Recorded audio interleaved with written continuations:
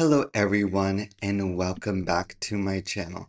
In today's video, I'm going to be doing a discussion on pros and cons staying at Disney's Riviera Resort. Now, this resort is the newest resort that Disney World has. It was built about 5 years ago, so even though it's been 5 years, do these rooms still match the quality of the room 5 years ago? And I hope you enjoy this video.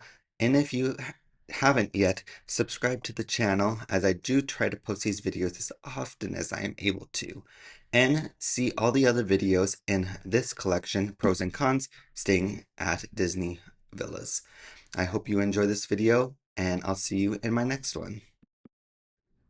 So for this video, I'm going to be doing some pros and cons of the tower room that Disney implemented for this hotel. Now, Disney never really had a two-person suite before.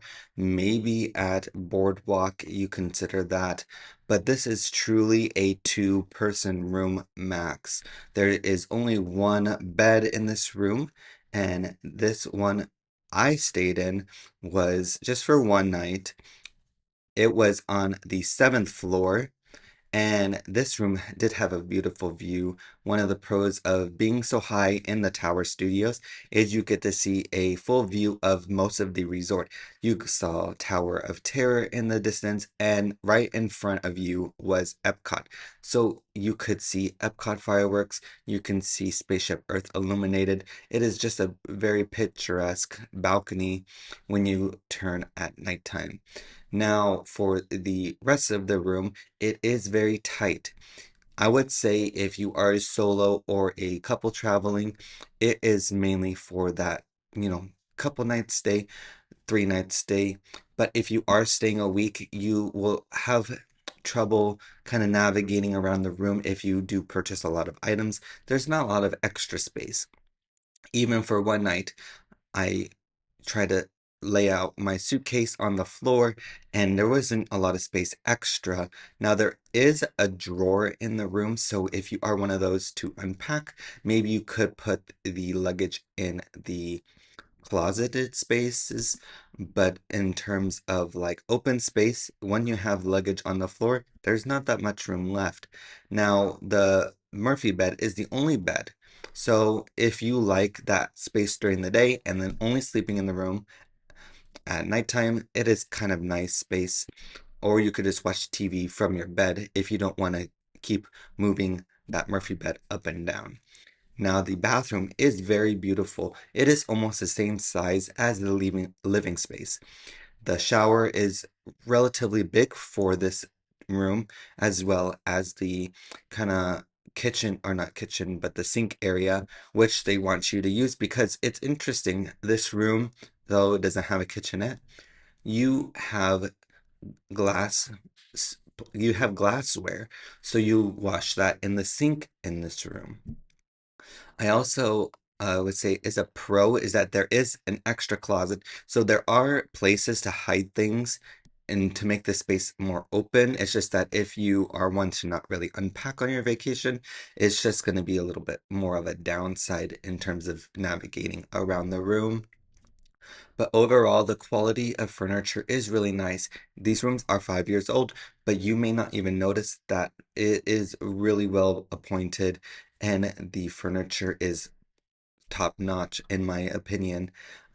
Although I didn't get to use the balcony very much on my trip for the one night, I do encourage you, if you are coming during a cooler time of the year, to enjoy that balcony, to see those nighttime fireworks from your room. That way you're not in the park and having to deal with the massive crowds at nighttime. Now, being high on the higher floors could be a con for some people just because the elevators were quite a ways from the tower portion of the resort. So just keep that in mind. The tower does have some staircases, which I did utilize, but going up and down 7 flights of stairs may not be everybody's preference, especially if you have a lot of luggage or are have souvenirs or late at night and don't want to climb up 7 flights of stairs, which could be a pro or con for some families. Now, I would say the resort is very centrally located in the resort. You have the Skyliner that's able to take you to Hollywood Studios and Epcot, and the Skyliner station is right next to the Tower Studio. So if you do ever use the staircase, it's quick walk to the Skyliner station. And being just a tower in general, the resort is all in one building. You have your food options, and most of your amenities are going to be centrally located, not having to be very far from your room, just having to get down to those levels. Could be an issue during peak times using elevators. But overall, this room was really well appointed. I did enjoy staying in, and I would love to stay at the Riviera Resort again in a deluxe studio or a larger villa, just so I can see if the experience is changing just based on the size of the room. But if you've ever stayed in a tower studio, I hope you can comment down below whether or not you enjoyed your stay, or if you stayed in a larger villa, whether you preference the larger room, or would you save the points if you are just single or a couple and using those tower studio rooms. Thank you so much to staying into the end of this video, and I hope you watch all of my other pros and cons videos as well as my room tours, as I do try to post those as often as possible. Thank you, and I'll see you in the next one.